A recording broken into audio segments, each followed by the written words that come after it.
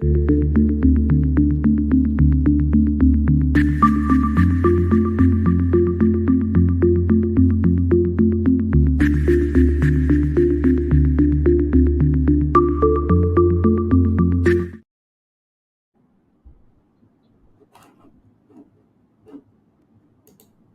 afternoon and welcome to BizTech's Asian Midday Market Watch, powered by the Private Pension Administrator of Malaysia, the central administrator for private retirement schemes. It's the 24th of March, and our guest for today is Vishnu Varathan, Head of Economics and Strategy at Mizuho Bank, coming out to us from Singapore. Now, Vishnu, as always, great to have you on the show. Thanks, Brian. I realize now it's as good to end the week with you as it is to start. So thanks for having me Yes, on. absolutely. Now, before we start, I've got to ask you about giving a sense of your take of the confusion as to what Chairman Powell has been messaging and what Janet Yellen has messaged, because obviously that has a huge impact on US markets. Yeah, that's true. Okay, so that's absolutely true. Before that, of course, I've got to do the usual qualifications here. Neither Chairman Powell nor Treasury Secretary Janet Yellen paid me to defend them, but I have to start off by defending their positions. So the first point to understand is they were both speaking from very different podiums, and they were targeting different things. So Pat Powell, his primary address was to monetary policy aimed first and foremost at inflation that's not yet tamed, hence justifying that 25 basis point move. And then he went on very, very quickly in the second paragraph. There was the statement's second paragraph already alluded to banking sector risk, and there he declared the banking sector to be resilient. So it's not that the Fed is not paying attention to this. Obviously from the statement, a lot of attention has been paid to the banks. Banking sector risks away from monetary policy, so they continue to soldier on at a 25 basis point pace that they suggested. But he's also opened up the door to a lot more uncertainty around it, which is why the dot plot was not lifted from where they suggested. So earlier on, stronger suggestions before the banking turmoil was that in March, the dot plot will show higher peak rates or higher terminal rates for 2023. That did not happen. So they are leaving the door open. They are conceding that some of these risks may come home to roost, but for now, business as usual.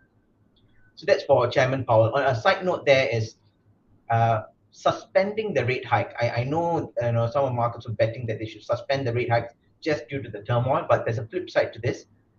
Markets could have panicked even more if they perceived it as, does the Fed know something far worse that we don't?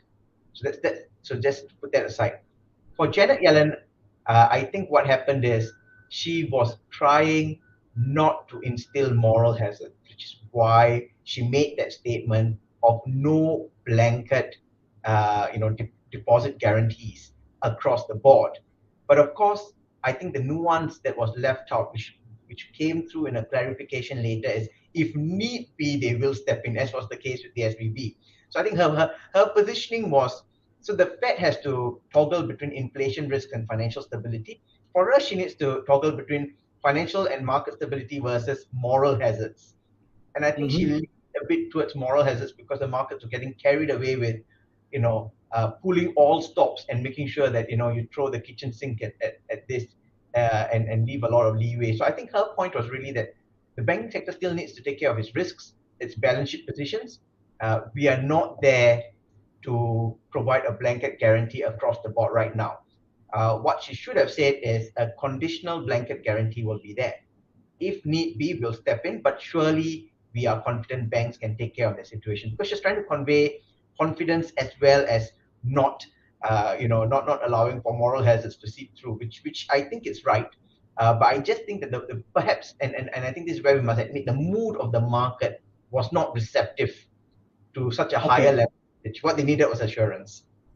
Okay. Now then, interestingly enough, Asian markets didn't react as adversely as the US markets did. Why was that? And that's an interesting question. And to be very clear, one only gets to fit in the pieces in a modular fashion after looking at the evidence. So this is Yes. necessarily a post-mortem, not a prediction.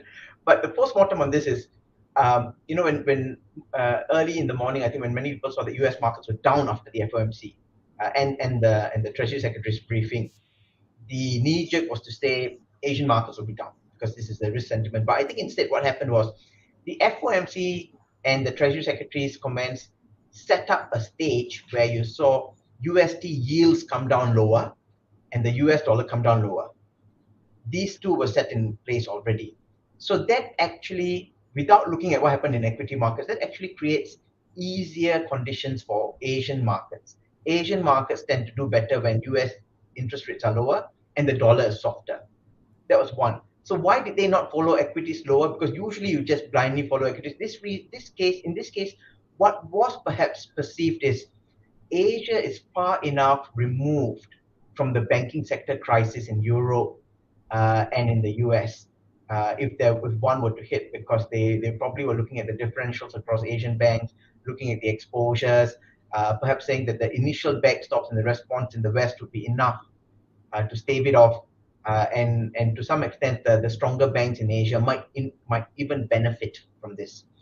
So I think such a calculus around it might have provided some back. So of course the China story also played in, where I think the news of the PBOC bolstering China's banking sector perhaps also I think was leaned into some Asian resilience. But we want to be very clear here. This is only because risks have been ring fenced for the time being.